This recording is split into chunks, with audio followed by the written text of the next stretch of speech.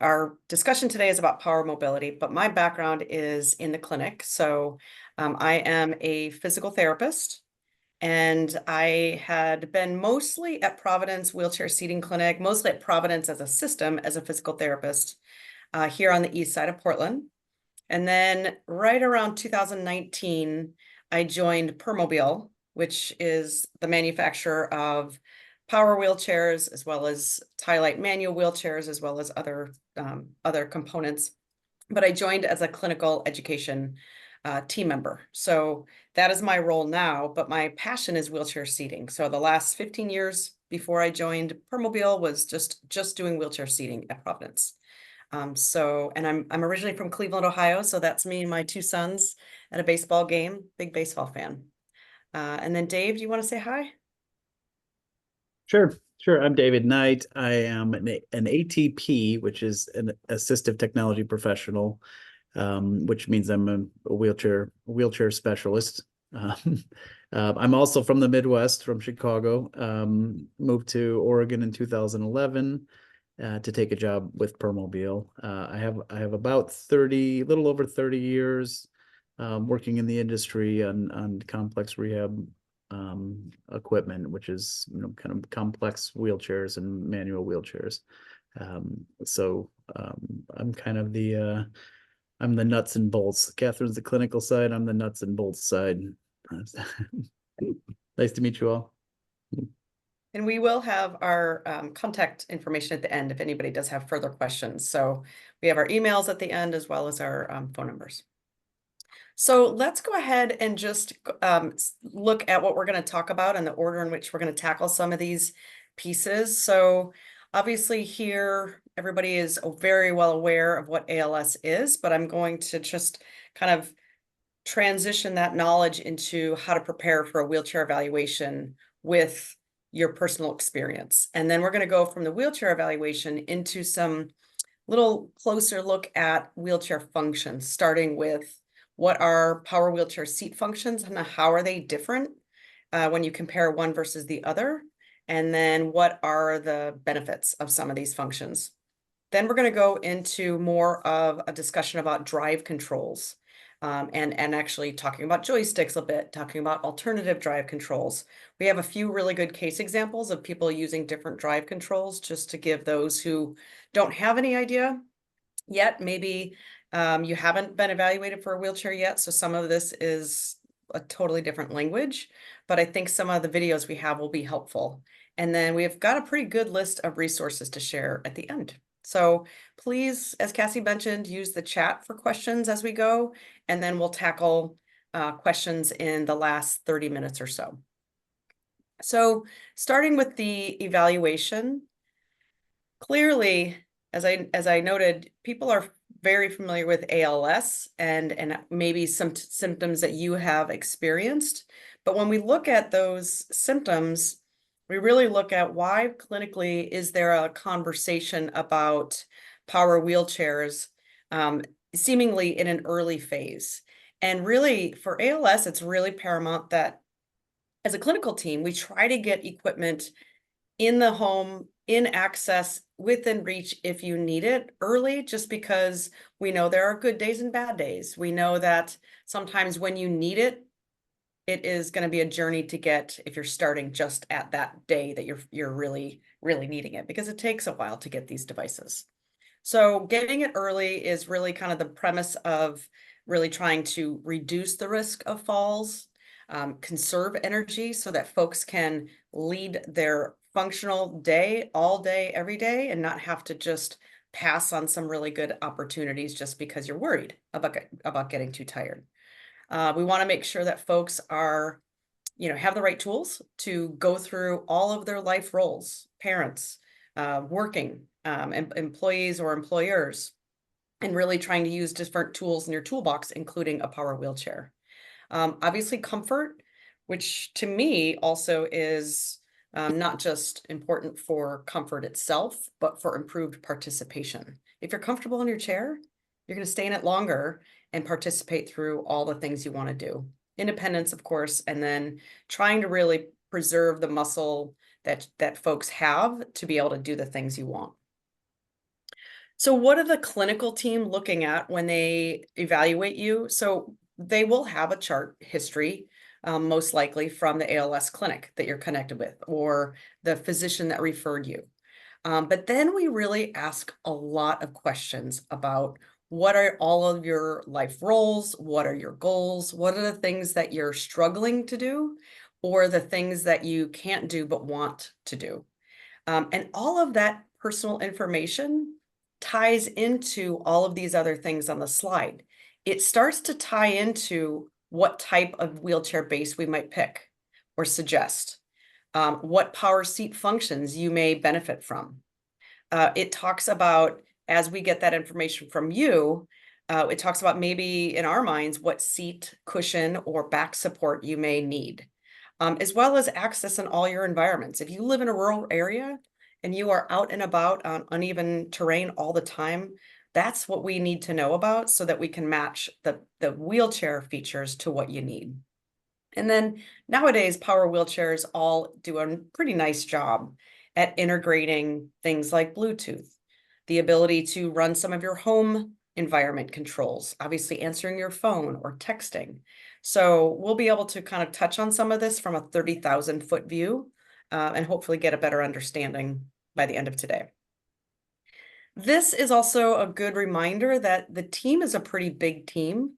You know, the physical therapist, the occupational therapist, of course, the physician, of course, will be involved, but you also have a manufacturer's rep like Dave, who's available and can come and help the team with trial equipment or setting up something specific. You may have a case manager to help, as well as the supplier that's locally. So the team is a pretty broad team, but we always consider the client and the care team, the family, as the center.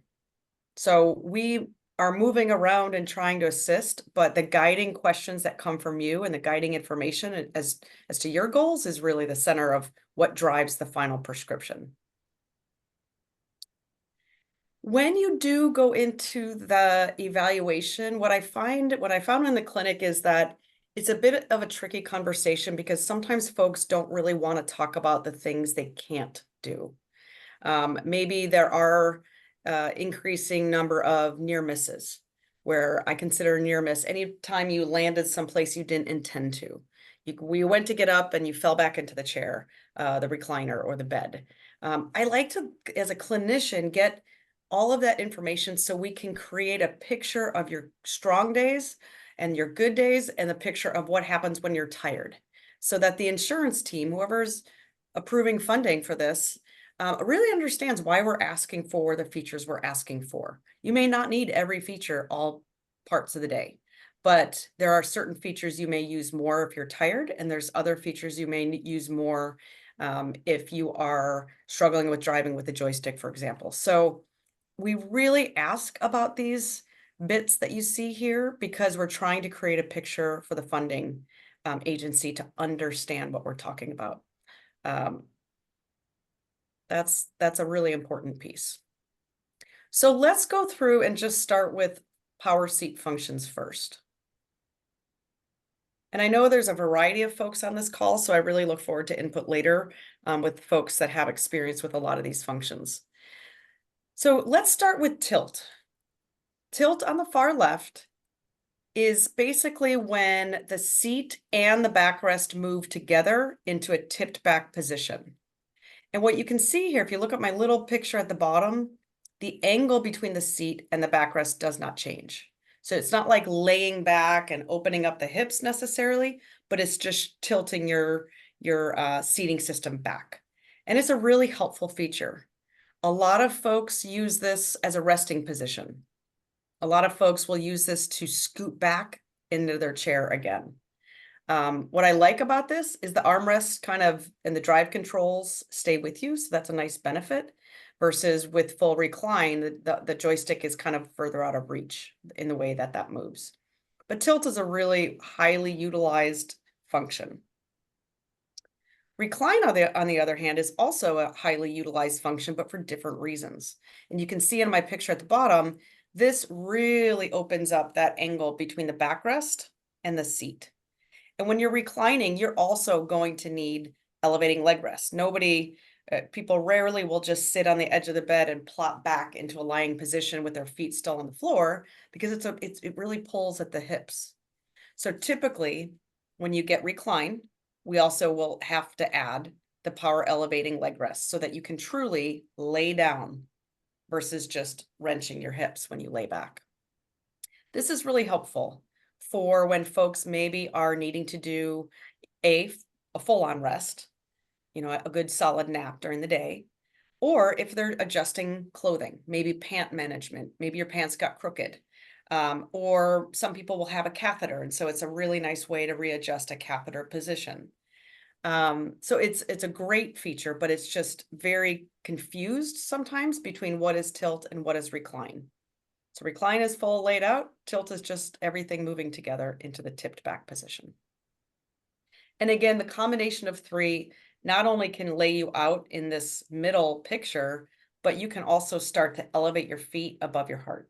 So when we combine tilt, recline, and elevating leg rest and really tip the chair back, it's a good way to deal with swelling in your lower legs. For a lot of folks, they find that when you combine tilt and recline and elevating the legs, they can scoot even farther back in the chair. If you tend to slide out of a chair, tilt helps you get back a bit, but recline and tilt and legs up really opens up the space in which you can slide back. I always find that this is a really nice way if you're having folks help you slide back into the chair by pulling on your arms. It's a lot easier if you're able to do tilt, recline, and get your legs up. Gravity does most of the work, and then maybe your care team can just shimmy your hips a little bit. So there's the combo platter of those three and the differences between those three.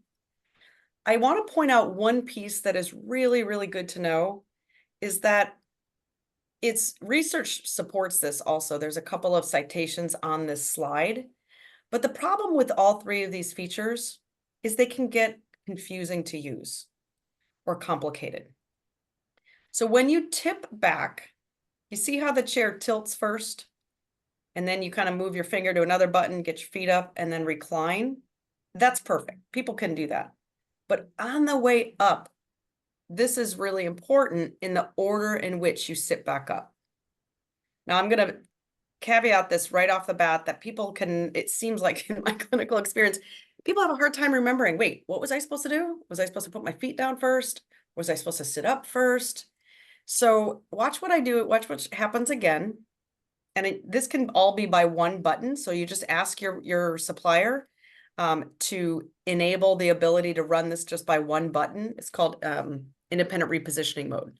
And what it does is it closes the backrest first, lowers the feet down next, then sits you up. And the reason it's important is if you do it in any other order, you'll start to slide out again.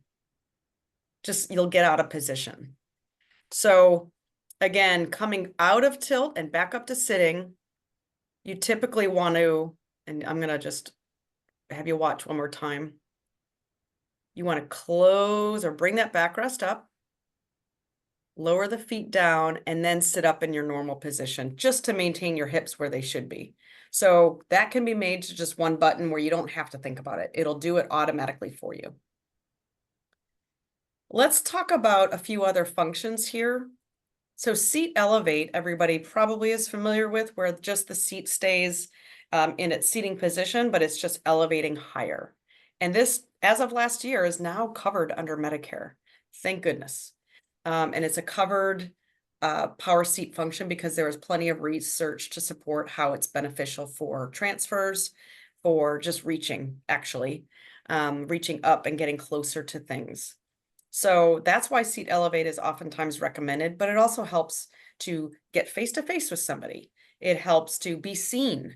It helps to get a better viewpoint in a crowd. So elevate is really helpful. The newer feature that folks may not be familiar with is anterior tilt. Permobil calls this active reach. So what this does is it tilts you forward. So we know what posterior tilt is, or rearward tilt. This is actually tipping you forward. Now, seat elevate gets you higher. Anterior tilt gets you closer. So picture reaching into a refrigerator or reaching closer to the faucet handles. So a lot of folks will use anterior tilt to help with that forward reach or to get out of the chair. So it's helpful because you can elevate the seat a little bit when you're using it with elevate and then tip it forward a little bit, much like some of those recliners that will stand you partially up. So anterior tilt is not yet funded by Medicare, but you can, it may be funded by private insurance if it's justified. It may be funded by Medicaid, just with clinical justification.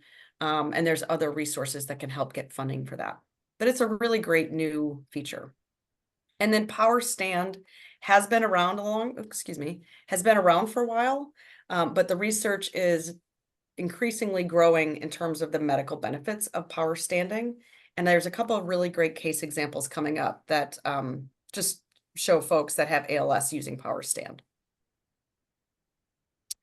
Okay, so regarding the wheelchair base moves you around and moves your body around, but on top of that base is your seat cushion and your back support.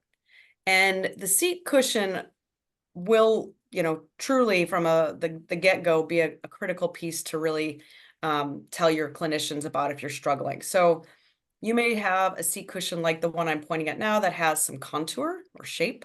That's just to be able to support your legs or your pelvis in a position throughout the day where you're in good alignment. A big piece of this also is comfort and sitting tolerance, or what I consider participation tolerance. So if you're struggling with no longer being comfortable in the first cushion that you're given, that's okay. Just let your team know that you're really struggling, that your sitting limitation went from 6 hours to 4 hours or 6 hours to 1 hour, and you want to pursue different cushions. Because there's cushions that are made from air, there's cushions that are kind of a combination of air and foam. There's a lot of different variety. But we really want to get your pelvis and your body supported and really immersed into this surface so that you don't have problems with pressure, so that you don't have discomfort. So the cushions are an ever-changing kind of conversation. Just let your team know. Same thing with back supports. Even though you're not really sitting, you're definitely leaning on the back support. It's a big piece of stability. So there's a huge variety of cover materials. Some are more breathable than others, as well as shifting from foam, which most of them are foam, like the top two and the outside two. But you may switch to all air. Maybe it's just uncomfortable to be on a foam base back support. So let the team know, and we can talk about pros and cons of different options so you can choose what works best for you. Oftentimes too, some of these wings, we call them, or they're also called lateral trunk supports. These also can be really helpful to just hold you centered so you're not working so hard with all of the other activities you're doing. So if you find that by the end of the day, somebody says to you, hey, you're leaning, and you don't even realize it because it's just at the end of the day and you're tired, some of this more increased shape might be a discussion. Maybe I just have a little bit of a deeper backrest to hold me, or maybe I just need some wings that I can move out of the way when I get dressed, but move where I need them when I'm in the chair. So there's a whole bunch of different conversations about back supports too, but we are guided by what you tell us in terms of what's going on. And then there's secondary supports. So if you could follow my pink cursor, there's a lot of different things on this picture that we call secondary supports. One that's frequently used with ALS is called elbow blocks. And with this chair, I don't have them on here, but they're usually like a little back cushion right behind the armrest. So when you do tip back into tilt or into recline, your elbows or your arms don't slide backwards off the arm supports. Arm troughs are not in this picture, but it's just like it is described. It's a trough where your arm can sit instead of falling outside of the armrest or inward. There's different shapes, so it doesn't have to support both sides if you don't want, and some of them can be contoured to what is most comfortable. Then we have right here where my pink cursor is, that's another example of a lateral trunk support, the side of your trunk. These can swing out of the way or or be turned upside down. So they're a different point, you know, how it's oriented is a little bit different, but we would just put this right where you need it, where it's cupping your ribs for support. And then Catherine, you might, I'm not seeing your pink cursor. oh, you Maybe other can't? people are, but it's I'm on a small screen, so I'm squinting as it is, but Okay. it doesn't see it. Oh, shoot. Okay. I It think, might be. yeah, it looks like you're sharing. So PowerPoint has two different things you might see. If you go to display settings, Oh, there it is. I see it. Can you see this laser pointer? yep, Okay, sorry, I didn't mean to interrupt. I just realized I could use this. So sorry about that that. works too. Okay. Big So the part. elbow blocks, just real briefly, would go right back here and be kind of a short padded foam block. The lateral trunk supports that I was talking about are these guys. And these are nicely kind of shaped to conform to the ribs, but not necessarily squeeze you, but just give you support.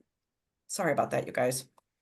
And then this section here is on the, it's kind of mounted on the side of this seat rail, and it's a padded lateral thigh guide is what we call it in the clinic. But what it is this just to really dial in stability of your pelvic position so it doesn't slide one way or the other. Or I can slide this forward and just put it right at the kind of the end of your thigh, if your thighs tend to drape outwards, just to keep your thighs and hips in better alignment. So there's a lot of different supports. These are calf pads. There is a little belt here that is called a padded pelvic belt. It's just like a seat belt, but better because of where we can position this. A lot of folks that like to drive far and fast outside, you know, when you're outside, you're going to bumper along, you're going to kind of be bumping along in your chair. And that's oftentimes when gravity will kind of slide you out of position. Well, we can put this so it's just a nice padded belt across the top of your thighs instead of your tummy or your abdomen, across the top of your thighs so you don't slide forward. I have a lot of clients that don't use it at all, except for when they're outside, and other clients like to use it all day.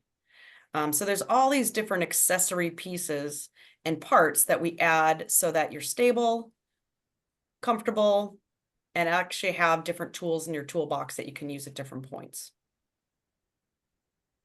Here's a couple other examples.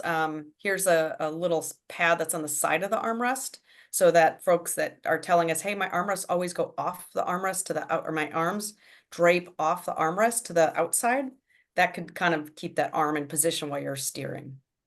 And then padded foot plates. Maybe you're not comfortable wearing footwear, and you'd rather have something soft instead of the metal foot plates.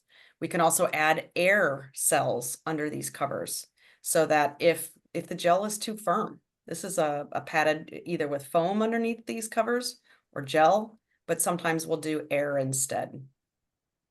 So there's a lot of different options. And then talking about the head support, I just have a little animation here because there's a lot of adjustability typically in head supports so that it's hopefully, if adjusted correctly, not pushing your head too far forward and giving you enough support when you lean back. Using that tilt power seat function and a good head support location is what a lot of folks will use while they're driving their chair. And then with ALS, some of you may already be using a strap across the forehead. For some folks, that works out great. For some folks, the forehead is so short, like my own, that it just would slide right off. So it's real individual whether a front strap is going to work or not. But that's really to help obviously keep your head from dropping down chin to chest. So there's different conversations, different shapes of headrests. Each manufacturer has a little different iteration of that. And then there's also different attachments that can go on the headrest for different reasons. We're going to go into head arrays in a little bit, but this one at the top here is a head array where you're driving with your head, and another switch for other reasons. So we'll go into it later. But there's a lot of different headrest shapes and options. Okay, so let's talk about the drive wheel. A lot of confusion or questions come up about the drive wheel and what chair is best for them. So the drive wheel is mainly that largest wheel on a wheelchair system. And we've got front wheel drive, mid-wheel drive in the middle, and then rear-wheel drive. Now, rear-wheel drive is less often used. My brother-in-law still uses his. He's been using his power chair for 30 some years after a spinal cord injury. But there's different pros and cons to each of these. So I want to just talk a little bit about drive wheel before we go into alternative drives.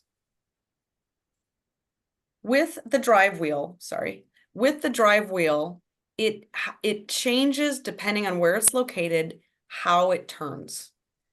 There is a bit of a misconception about mid-wheel drive. This is the most recent iteration of power wheelchair bases. It's been out for probably 20 years. And it is the tightest 360 turn is a mid-wheel drive. However, the tightest 90-degree turn is the front-wheel drive. So if you have, like I have a small house that I live in, and my Permobil demo chair that is right next to me is a front-wheel drive. I can make tight 90-degree turns into my side bedroom using a front-wheel drive better than I can a mid-wheel. So it doesn't mean one is totally better than the other. It depends on your environment. And it also depends on what you're used to. So there's a lot of folks with ALS who use mid-wheel drive. There's a lot of folks that use front-wheel drive. It's just each person is going to have a different recommendation based on their unique needs, what they're comfortable with, and so on. But they are different. This one has 2 casters, smaller wheels in the front and 2 in the back. This one only has one in the back. They both are great. I don't see a whole lot of new folks that drive rear-wheel drive. So I'm not going to go into it in depth, but it is the largest turning radius. But again, it works for some folks.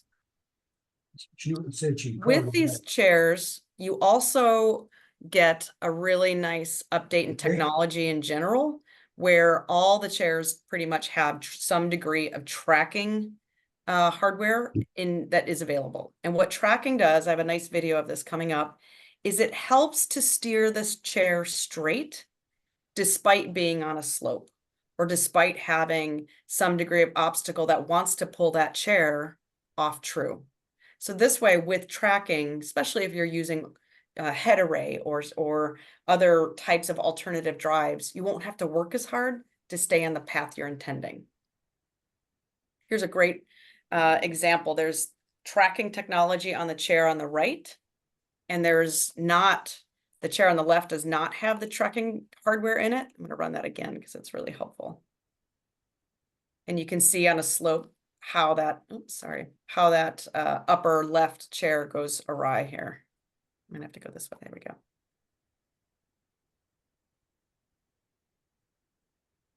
So it just eases the effort. Here's 2 examples of folks that are driving chairs with tracking technology. This gentleman is using his head array. He's got his AAC device mounted ahead of him. He's opening that slider using a chip on his shoe. So that's a nice way that his house is set up for independence. And he's not having, look how narrow that is. He's not having to work that hard to get in there because the chair isn't being veered off to the right or left as he's hitting that threshold. This person here on the right has a similar tracking technology and a similar narrow doorway. He's using eye gaze to drive his chair, which we'll go into in a little bit.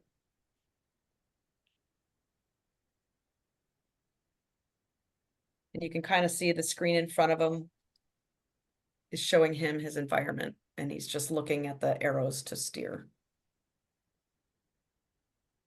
So that leads us into alternative drive controls. When you first get your chair, typically everybody would have a standard joystick, what you see on the left, with pretty typically a standard shape joystick handle. And this is what we consider a proportional drive control, which means it moves in all directions, a 360-degree direction, depending on where you point that stick. And then it works like a car, meaning the harder you push it forward, or the further forward you push it, the faster it's going to go. Non-proportional or switch drive controls are anything like a head array or eye gaze. So let's start with the joysticks. And again, the way these work is it'll go in any direction it's pointed, and the speed is dependent on how far forward you move it.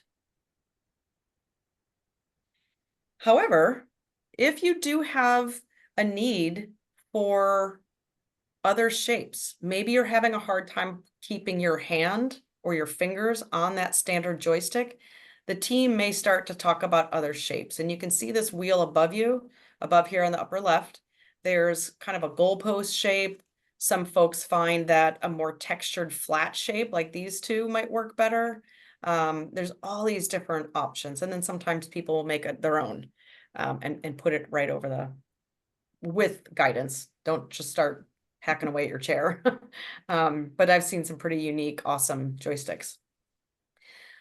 However, there may be a limit to how helpful these are, because you still, if you are using a joystick with a different shape handle, you're still having to move that joystick with the same amount of force and the same distance to get to the same speeds you may need to go.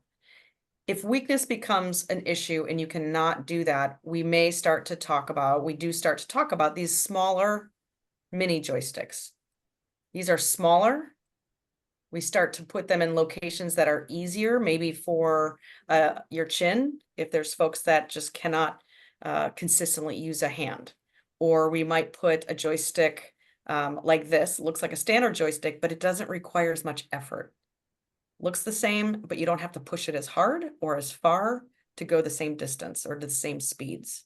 So this is all proportional, meaning you can move in any direction and pretty intuitively get to where you need to go, but we might need to talk about less force and less distance as things become harder. The other thing that when you start to get away from a standard joystick like this, and you go to the smaller ones, we still need to probably, with any of these, introduce a second screen, because this screen's going to go away if we get rid of the standard joystick. So you'll have a screen mounted, so at least you know what drive speeds you're in, or if you're in your seat components. So let's go into a little bit of a client example. This gentleman has ALS. He has a lot of the signs and symptoms that some may already be experiencing with weakness. He is having a hard time with head control depending on the time of day, and he cannot shift his own weight. He is 46. He, prior to diagnosis, worked as a physician. He's got a family, and we wanted to make sure with him, and he was not our client specifically, but one of the clinical educators I work with knows him very well. And with him, they wanted to make sure they supported him in his seating. He couldn't drive with his hands, so his joystick driving apparatus is this tiny, tiny chin control right here. He had great control of his chin. And then he has a secondary switch up here, so he can, with his head, tap that switch to get into his power seat functions, or tap that switch and turn his chair on or off. And he's pretty active. He lives near the beach. So this is a nice video of him driving and in different positions.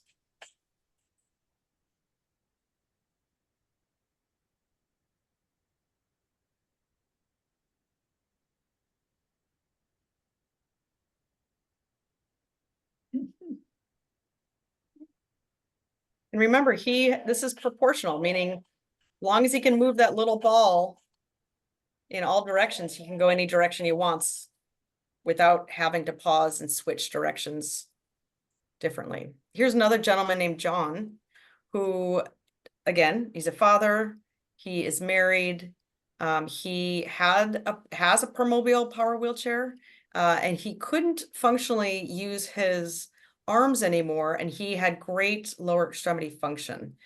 So they actually fit him for a foot control. And here is him on the day of his receiving his chair. It's a nice video. And he's using it like a gas pedal and then rotating his foot right or left for turning. And you can see this little display is that additional screen that I was mentioning before. When you move away from a standard joystick, they took his old joystick and mounted it to the back so that the family could help him if needed. And that's, again, proportional. He can go any direction seamlessly without having to switch. So that's all proportional. Now we're going to go into the non-proportional drives. Again, this is like your head array or a sip and puff, where you're driving the chair and operating the directions with the chair by using this straw system. With non-proportional, it's like a light switch. So when you're going forward, and if you want to change directions, you have to switch your command to the direction you want to go. It's less direct as compared to proportional. You have to go forward, get off the forward switch, switch to right. Get off the right switch, switch to left. So it's a little bit more of a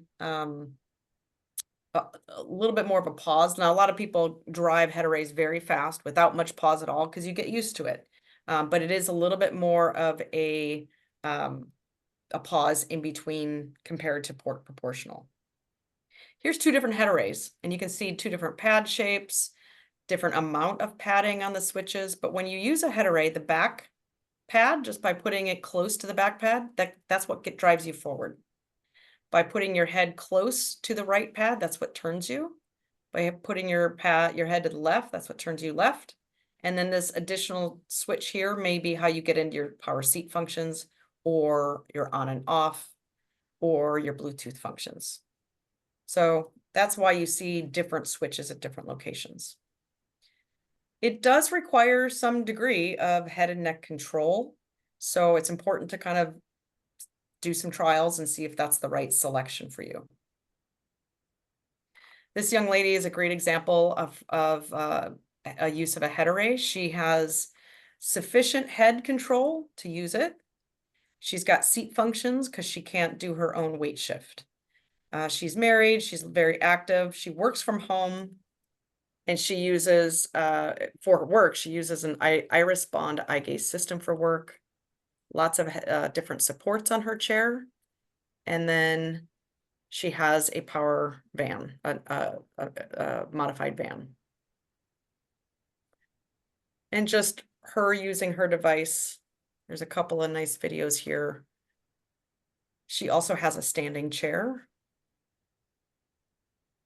She's got a nice lighting system, which is important, not just to be seen, but to actually see your pathways, which is really an important piece for safety.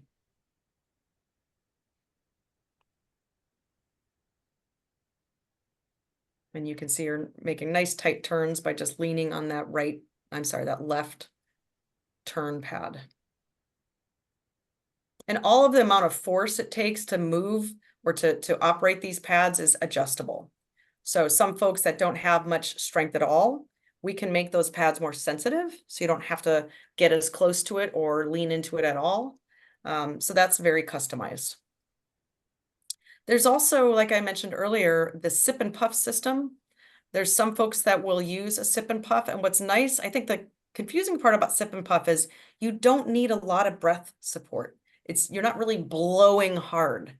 You're just using almost like you're using the pressure in your mouth, almost like a little increased puff inside your mouth versus a blow, or a small increased suck instead of a. So it's really much more easy to use than people are aware, and it can be calibrated for each person's ability. So you can actually show us what a soft puff is for you, or a hard sip for you, and calibrate the chair to be used. So there's different commands for forward and back, and there's different commands for right and left. There's also eye gaze, and eye gaze is probably the newest drive control that's more being used with the ALS population as well as many others. What's great about eye gaze is a lot of folks already are familiar with the AAC devices that are available using eye gaze, and now you're just driving your chair through that device. And what I also love about it is it recalibrates where your position is every time you use it. So if you're a little askew, a little off position, and just recalibrate, it'll adjust to you. And then how this works is you just look at the direction you want to go. You can also access your seat functions through here, or access other Bluetooth functions through your eye gaze and your system. The downside can be bright sunlight, although it is getting better. I'll show you an example here coming up of an umbrella. This gentleman here is driving through his home hallway using eye gaze.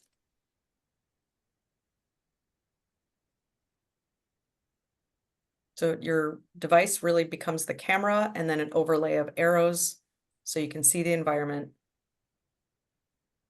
and steer your way through.